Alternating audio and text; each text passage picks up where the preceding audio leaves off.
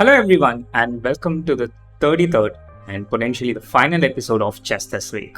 Now let's quickly catch up with the action from the past 2 weeks, beginning with the strongest tournament of them all, the Romania Superbet Grand Chess Tour. Now this was a super strong field with all the players above 2700, including the world champion Ding Lijian and the candidates champion Jan Nepomuceni. Predictably enough, they were quite fatigued after their world championship match. This took place just 5 days after their match, almost unheard of in my experience to be playing a tournament so soon after such a strenuous match, and predictably they ended up at the bottom of the table, just ahead of the wildcard entrant Dick Bogdan. However, the first place was clearly and convincingly taken by Fabiano Caruana, who remains one of the top chess players out there, and he played a fabulous tournament ending with first prize, a prize money of $100,000 and also 26 period circuit points, which counts towards the world championship cycle. The second place was shared by a number of players including Ali Reza Firouzja, Wesley So, Anish Giri, and Ding's second for the world championship match, Richard Rapport. This was, however, not the only high quality top tournament in the second week of May. There was also the Sigeman & Co. Not quite at the level of Grand Chess Tour, but a significantly strong tournament as well. And this was won by Peter Swidler.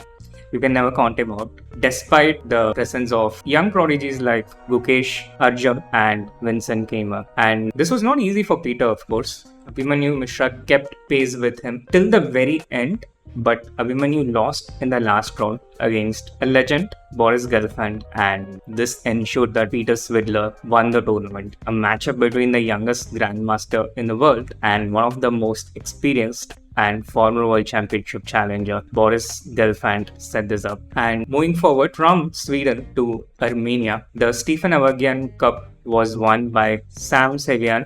Now he was dominating from the start. He had a few early wins, he made a few draws, and he kind of coasted along to win in this tournament. This tournament also featured one of the Indian players, S.L. Narayanan, who ended up finishing in the 8th place despite losing only 2 games overall. But he won only 1 game and he had a string of draws, kind of never finding his flow, and having a score of -1, that is 1 loss more than win, is pretty decent considering that he never found his form in an incredibly strong field as well. All the players except Arthur Davidian rated about 2600, and there were just no easy points here at all. There was also the Capablanca Memorial, moved quite far away from Armenia to Cuba, and this was also a pretty strong tournament, although each of these tournaments a little weaker than the previous one in this episode. And this was won by the Danish Grandmaster Beer. Raunak Sadhwani had a kind of forgettable tournament. He scored only 4.5 out of 9. He had a few early wins here, but he couldn't get those going with a string of wins. And 1 win was followed by 1 loss. He ended up with 4.5 points. There were also other 2600 players, Rasmus Wane, Iturizaga, and this tournament usually features 5 grandmasters from outside of Cuba and 5 Cuban grandmasters.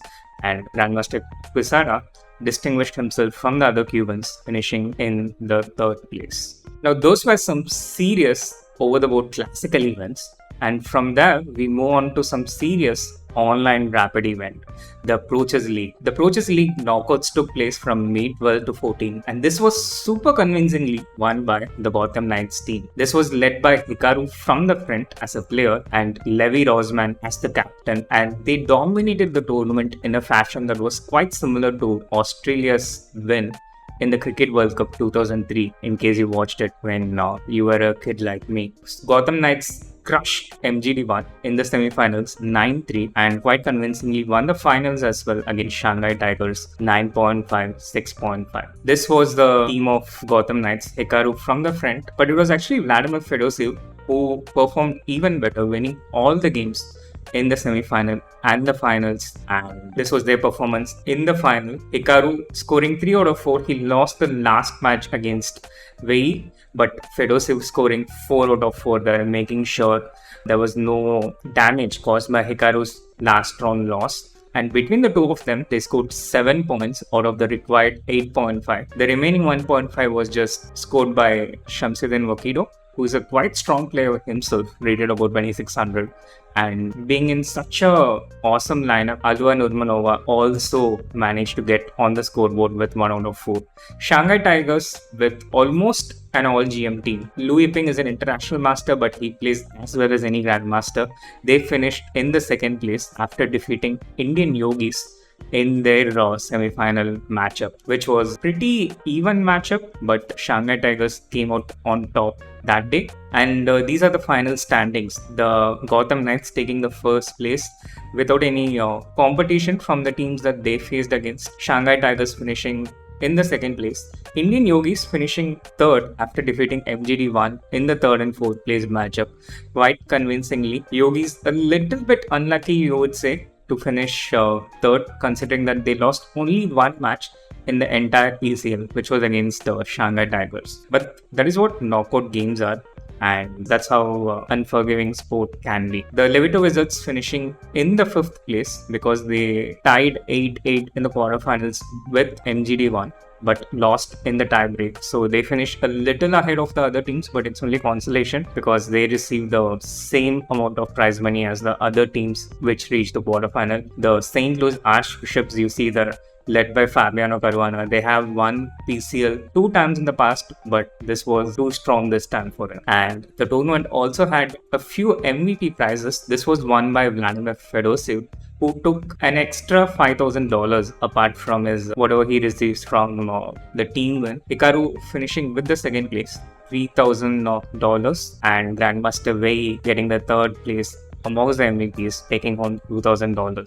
Kind of fitting that all the MVPs are from the team which reached the final. And moving on from online to over the board, but staying in the speeches format, the Women's Week Armageddon took place in Berlin, and this was won by Divisara Sabieva, adding to her World Blitz titles. She defeated Koneru Hampi twice, once in the winners final and once in the grand finale to take home the Women's Week Armageddon. This also qualifies her to the main event where both Divisara and Hampi join the likes of Gukesh Abdusaturo, Sam Shankland and Wesley So in the grand final, which will take place in September. Moving on to the Opens. The one major Open from the previous week was the Baku Open, which was won by one more of India's prodigies, Leon Luke Mendonca. Now he won with a score of 7 out of 9 and reached a career high live rating 26-21, I guess, but his live rating moves so fast as he seems to be playing almost every day. Now Leon has featured in the chess this week almost every episode, and this shows how incredibly active he has been. He won this tournament with a score of 7 out of 9, although Grandmaster Alexander Indich and Vladislav Kovalev also scored 7 out of 9. Setu scored 6.5 and finished in the 4th place. Numerous Indians took part in this tournament, including youngsters like Aditya Mittal, Aditya Samant. But the other major news from the Baku Open was Praneeth Rupala becoming the 82nd Grandmaster of India. Praneeth not only completed his Grandmaster title in Baku Open, but after the tournament he also met the Chief Minister of Telangana, who felicitated him and has promised a cash incentive of 2.5 crores. Now, this was not the only major event in Baku Open, but also Divya Deshmukh completed her IM title and also finished in the 3rd place amongst women, which was won by Nurgal Salimova. So Divya becomes only the 12th woman in India to become an international master. Congratulations, Divya, and do congratulate all of these players in the comment section below. Now moving on to the events which is actually happening right now. Again, the one major open event is the Sharjah Masters, which is a star-studded event with restricted entries. Only 80 players were allowed to play in this tournament, and there was a very strict rating cutoff. So this reminds me of the old Aeroflot Open, which used to happen in Moscow with a rating cutoff of players above 2550. And at the end of 4 rounds, it's a bunch of players leading, including our own Pragg and Nihal at the top. Now this is a super crazy strong field, and at the end of 4 rounds, there are 8 players leading with 3 out of 4. But as you can see in standings after round 4, there are these top 36 players with 2.5 out of 4, and almost all of them are rated above 2600, with a few notable exceptions including the women's world champion Ju Wenjun, who had a fabulous start, winning the first 2 rounds against 2 Indian grandmasters and a couple of draws against very strong players, including a draw in the round 3 against Pragg. Now moving on to the events which is going to happen. Now we have the CCT, the Chess Champion Chess Tour, which is going to happen starting from May 22, and Division 1 in the quarterfinals will feature matchups between Hikaru against Jordan, where I think Hikaru is an overwhelming favorite, but you can't write Jordan off. Ali Reza against Dimitri Kolas, once again Ali Reza a big favorite in this matchup. Fabiano Caruana against Alexander Shimano, who comes in as a replacement, and Abdusatru Nodebek, who won the Division 2 last time against Jules Mossad. So this is going to be a super exciting Champion Chess 2 Division 1. But there is also the Division 2 featuring several strong players, just like every CCT edition so far. And this one is going to have Dimitri Andreikin right there at the top.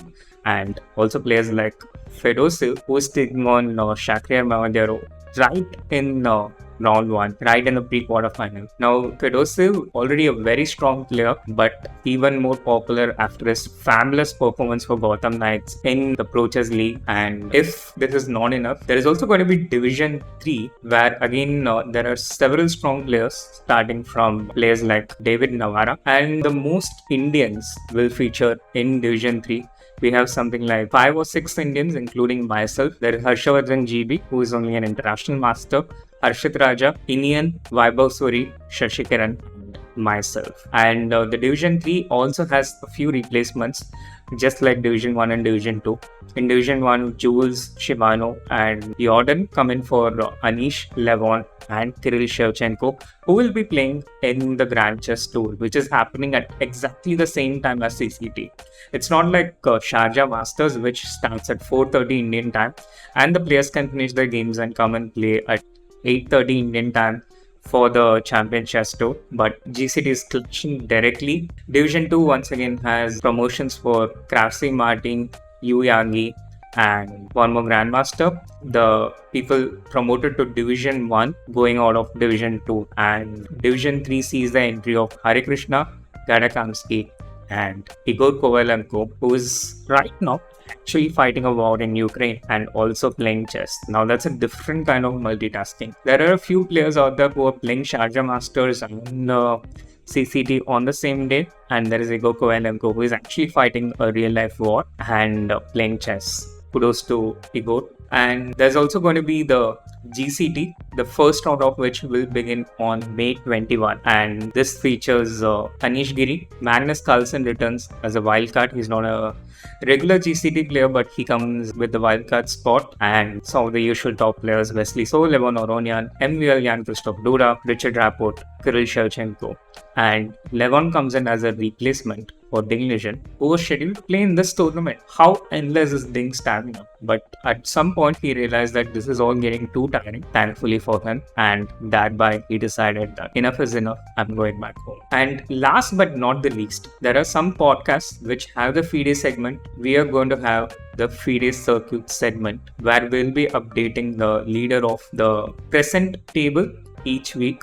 And at the end of this week, it is Wesley So who's leading with a score of 48.24 after a string of steady performances in all the super tournaments that he's playing. Vikanzi, the WR Masters, and the recent Romania Superbet GCT. And Anish also has a similar profile. He performed at the top in Vik. He won the Vikanzi. He finished at close to the bottom in WR Masters, so that kind of cancels each other out. And he also had a pretty decent finish in Romania Superbet GCT. Both Anish and Wesley getting the same points for the Superbet GCT. Gukesh out there, he has been leading a few times in the FIDE circuit, but he has only 43.12 after 3 tournaments, because even a win in an open like Menorca doesn't fetch as many points as a third place finish in a tournament like Superbet GCT. And Fabiano jumps to the 4th place, and note that he has only played 2 tournaments compared to 3 that the top 3 have played. Fabiano in just 2 tournaments has a score of 38.99, just 4 points below Gukesh, who after 3 tournaments has 43.12. and already more points than Levon, who has 36.71 after 3 tournaments. You see, Leon Mendonca also, the consistent performances in opens will also give you points here, although not as many points as a super tournament does, because the weightage depends on the rating average of the tournament. The 5 best performances in this table will have qualification spot in the candidates next year. So this will count, and this is where it stands at the end of this week. Now that's this episode of the Chess This Week. If you liked it, then do hit the like button, subscribe to the channel if you haven't, and see you all soon.